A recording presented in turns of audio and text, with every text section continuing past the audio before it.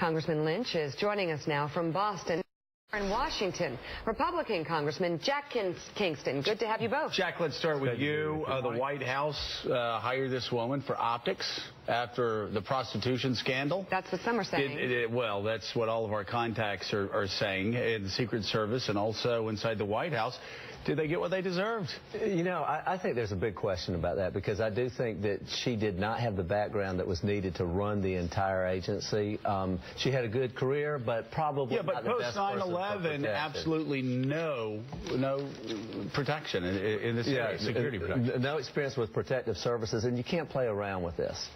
You know, you had the situation in Colombia, and that was a public relations disaster. But one of the statements that she was famous for making was that the Secret Service needed to resemble Disneyland more. Well, that's not the case at all. We want these folks to be tough. We want them to be unmerciful. We want them to protect the president and his family and visiting dignitaries. And it's not a public relations firm. I'm not sure the context of that, of those comments. I want to be careful. Stephen Lynch, do you agree?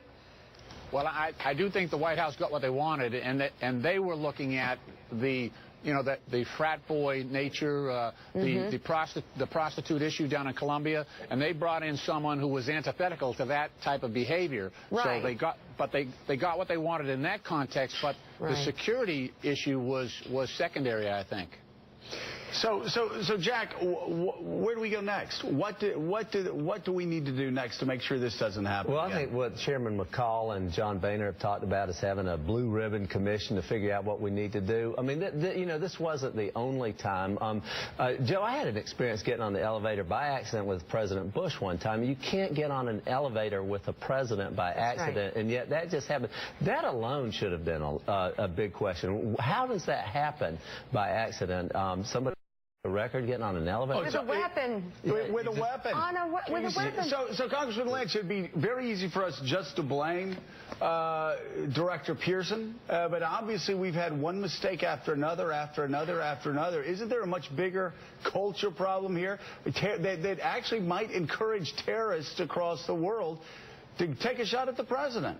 I think so. I think we need to start at the very beginning. We need to look at what we're doing at Glencoe, Georgia, and we've got to make sure that what we're training our agents for today is really the reality on the ground. I think in some sense the Secret Service may be fighting the last war, and we need to make sure that they're war gaming all of these possibilities with terrorist groups looking at the White House, especially, you know, they must be greatly encouraged now because we had one mentally ill gentleman able to get in the green room. So if this was a nefarious group with resources and a plan, things could have gone much worse.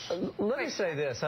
Steve, you mentioned the Federal Law Enforcement Training Center in Brunswick, Georgia, which is in my district. I'm very familiar with it. They do a great job. But we have to keep in mind that there were 5 rings of security that were breached in this case. The Secret Service did not shut down the room. They did not lock it down, if you will. They did not raise the threat level. There was an alarm that apparently had been put on mute. And all the training in the world, you know, they were trained to do that. They did not follow their own protocol. They ignored it. All right, Jack, thank you. Jack, appreciate you being here. Good to see you. Thank you both. Great to see you guys. Still a